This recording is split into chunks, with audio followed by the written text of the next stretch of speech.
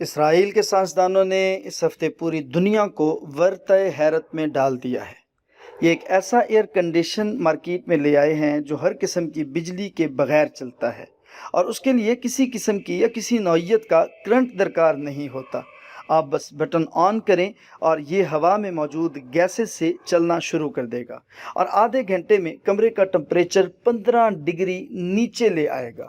یہ ایک حیران کن ایجاد ہے۔ اس سے قبل جون میں اسرائیل نے دیوار کے پیچھے دیکھنے والی ٹیکنالوجی لانچ کی تھی۔ آپ اس ٹیکنالوجی سے نہ صرف دیوار کے پیچھے موجود لوگوں کو دیکھ سکتے ہیں، بلکہ ان کی عمر، سائز، حرکات و سکنات پر بھی نظر رکھ سکتے ہیں۔ یہ الٹرا ساؤنڈ ECG یا MRI کا جدید ترین ورژن مانا جا رہا ہے۔ اس ورژن سے انسان موٹی دیواروں کے پیچھے بھی جھانک سکے گا۔ اور یہ ٹیکنالوجی کہاں ایجاد ہوئی؟ یہ 92 لاکھ کی آبادی کے اس ملک میں ہو رہی ہے جس میں پچھلے 50 برسوں سے امن نہیں دیکھا، اور جس کی کل آبادی خوف میں سوتی ہے اور دہشت میں جاگتی ہے، اور جو اس وقت بھی ہائی سیکیورٹی کنٹری کہلاتا ہے۔ لیکن یہ ملک روزانہ، جی ہاں روزانہ، دنیا کا کوئی نہ کوئی نیا ایجاد کردہ نمونہ دنیا کے سامنے لے آتا ہے۔ آپ دنیا کے کسی بھی شعبے کو، کوئی بھی جدید ہتھیار اگر مسلح دیکھتے ہیں، آپ اس کو اٹھا کر دیکھیں گے تو آپ کو اس کے پیچھے کوئی اسرائیلی کمپنی یا کوئی اسرائیلی لیبارٹری یا کوئی اسرائیلی سائنسدان ملے گا۔ دنیا کی پہلی الیکٹرانک کار اسرائیل میں بنی۔ دنیا کا پہلا موبائل فون اسرائیل نے ہی بنایا۔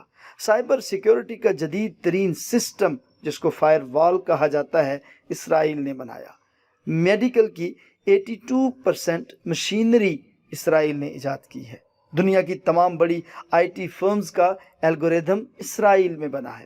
آئی فون کے تمام سافٹ اور ہارڈ ویئرز اسرائیل میں بنتے ہیں۔ اسرائیل نے 2018 میں ایسی ڈیوائس بنائی جو سونگھ کر مریض کے امراض بتا دیتی ہے۔ یہ ڈیوائس سنف فون کہلاتی ہے۔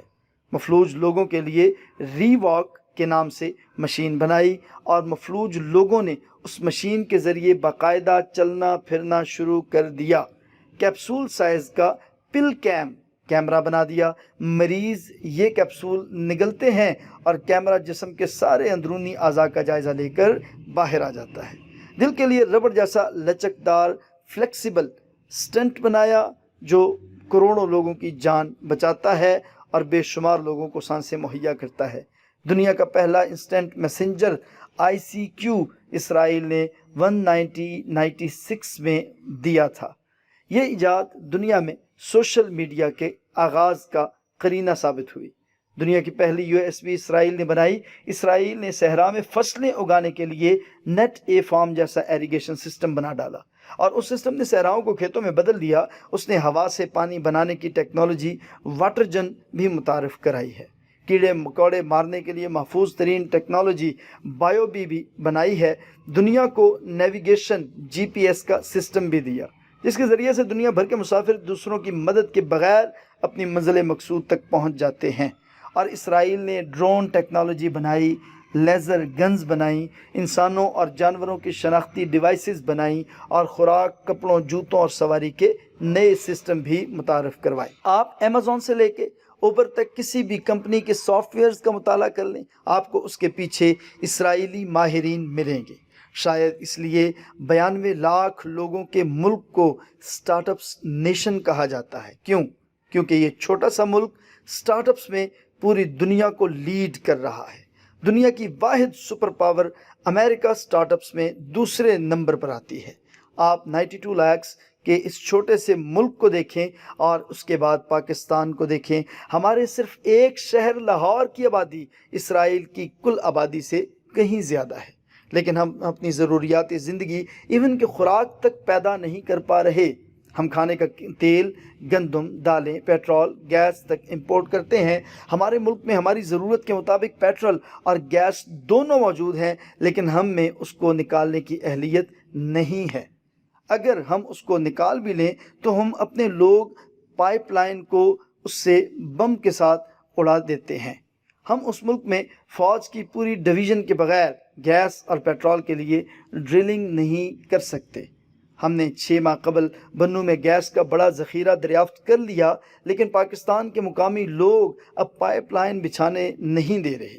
بنو میں 2 ماہ میں 3 بم دھماکے ہو چکے ہیں اور درجن بھر لوگ شہید ہو چکے ہیں۔ ملک کا 70% رقبہ زرعی ہے۔ ملک میں 2 درجن بڑے دریا ہیں۔ مونسون میں صرف 8 بارشیں ہوئی ہیں اور ہمارا 30% رقبہ پانی میں ڈوب گیا۔ بلوچستان اور سندھ میں ایمرجنسی کی صورتحال بن گئی۔ لوگ دہائیاں دے رہے ہیں اور ہم مدد کے لیے عالمی برادری کے منہ کو دیکھ رہے ہیں۔ ہم آج بھی میٹرو اور head bridges, railway, PIA، motorways اور انٹرسٹی بس سروس پر لڑ رہے ہیں۔ ہم ملک میں ویکسین تک نہیں بنا پا رہے، اپنے بچوں کو پولیو کے قطرے تک پلانے کے لیے تیار نہیں ہیں۔ ہمارے اندر گلیوں کا کوڑا اٹھانے تک کی اہلیت نہیں ہے۔ اپنے ملک کو اگر ہم دیکھنا چاہیں تو صاف ستھرا کر کے نہ دکھا سکتے ہیں نہ بنا سکتے ہیں۔ کوئی ایک شہر بھی ہمارے پاس ایسا نہیں ہے کہ جس شہر میں شہریوں کو صاف پانی اور خالص آرگینک خوراک مل رہی ہو۔ میں دعوے سے کہہ سکتا ہوں ہمارے صدر، وزرائے اعظم اور آرمی چیف بھی خوراک کے نام پر زہر ہی کھا رہے ہیں شاید، اور یہ پانی کے نام پر کیمیکل ہی پیتے ہیں۔ لہٰذا آپ دل پر ہاتھ رکھ کر جواب دیجئے، کیا ہمیں قوم کہلانے کا حق ہے؟ آپ ایک طرف ملک کے مسائل دیکھیے، ہم 40 سال سے بھیک پر گزارا کر رہے ہیں۔ آج اگر سعودی عربیہ اپنے پیسے واپس مانگ لے ہم ڈیفالٹ کر جائیں گے۔ دوسری طرف ہم عمران خان کے پیچھے اور آگے نعرے لگاتے پھرتے ہیں۔ کوئی نون لیگ کے آگے پیچھے نعرے لگاتا ہے تو کوئی پیپلز پارٹی کے بھٹو کو مرنے نہیں دیتا۔ شہباز گل کے ساتھ جنسی زیادتی ہوئی یا نہیں ہوئی، یہ ملک کا سب سے بڑا اور اہم مسئلہ بن جاتا ہے۔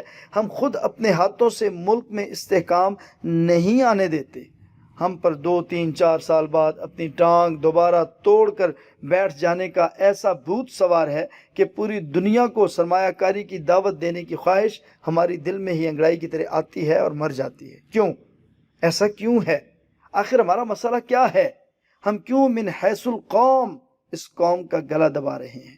کیا ہم نے کبھی سوچا کہ اس ملک کے مقتدر طبقے وہ اس ملک کی آنکھ کو سنورنے نہیں دے؟ چند بنیادی فیصلے اگر کر لیے جائیں تو ملک بہتر ہو سکتا ہے، وگرنہ یہ ملک ہاتھ سے نکل رہا ہے۔ ہمیں پہلا فیصلہ یہ کرنا ہوگا، دنیا ادھر سے ادھر ہو جائے لیکن ہم اپنی ضرورت کی خوراک کو اسی ملک سے پیدا کرنا شروع کریں گے۔ ہم اجناس اور اناج میں خود مختار قوم بنیں گے۔ ملک میں اگر گندم کم پیدا ہوگی تو ہم کم گندم کھا لیں گے، لیکن گندم امپورٹ نہیں کریں گے۔ کوکنگ آئل ہو، دالیں ہوں، چاول ہو یا پھر پھل ہوں، ہم اس ملک میں اگائیں گے، آدھا خود کھائیں گے اور آدھا ایکسپورٹ کریں گے۔ 5 سال میں ایریگیشن کے نئے سسٹم بنائیں گے اور زمین کا کوئی چپا بھی خالی نہیں رہے گا۔ ہم گملوں میں بھی سبزیاں اگائیں گے۔ حکومت زرعی کالجوں کے تمام طالب علموں کو زمین دے گی اور یہ طالب علم ان زمینوں میں مہنگی اجناس اگائیں گے۔ ہم ایووکاڈو، زعفران، گلاب کیوں نہیں اگاتے؟ ہم ایک پورے ریجن کو فلاور ریجن اور دوسرے کو ایووکاڈو اور تیسرے کو زعفران اور چوتھے کو اولیو ریجن ڈکلیئر کر دیں اور وہاں سے یہ اجناس اگا کر پوری دنیا کو فروخت کرنا شروع کیوں نہیں کر دیتے؟ ہم پھول اگا کر UAE میں کیوں نہیں بیچتے؟ ہم ان کا ست نکال کر ملک میں پرفیوم کی انڈسٹری ڈیولپ کیوں نہیں کرتے؟ ہم پاکستان کو لیدر انڈسٹری ہی بنا لیں تو بھی ہم اربوں روپے سالانہ کما سکتے ہیں۔ دوسرا، ہم 10 سال میں اپنی ضرورت کی گیس، پیٹرول، بجلی پیدا کیوں نہیں کر لیتے؟ ہم گیس، پیٹرول اور بجلی کی صنعت کو اوپن کر دیں، کمپنیاں آئیں، کام کریں، تیل اور گیس نکالیں، ہمیں بھی بیچیں اور باہر بھی بیچ دیں۔ لوکل کمیونٹی مزاحمت کرتی ہے، آپ ایک ہی بار فارمولہ بنا دیں، لوکل لوگوں کو اس فارمولے کے تحت سہولتیں دیں اور رقوم دیں تاکہ کوئی اس کے باوجود روڈ بلاک نہ کرے، پریشانی کا سبب نہ بنے۔ اگر کوئی مزاحمت کرے پھر آپ اپنی حکمرانی اور ریاست کو آڑے لے کے آئیں اور اس ملک کے حالات کو بہتر بنانے کے لیے کچھ بھی کر گزریں۔ ہمیں سوچنا ہوگا پاکستان کو سٹینڈ کیسے کیا جا سکتا ہے اور اسرائیل جیسے ممالک کا مقابلہ کیسے کیا جا سکتا ہے۔ دعا میں یاد رکھیے گا۔ اللہ تعالیٰ آپ سب کا حامی و ناصر ہو۔ چینل کو سبسکرائب کریں، لائک کریں، ہماری ویڈیوز کو شیئر کریں، ہمارا ساتھ دیں۔ والسلام۔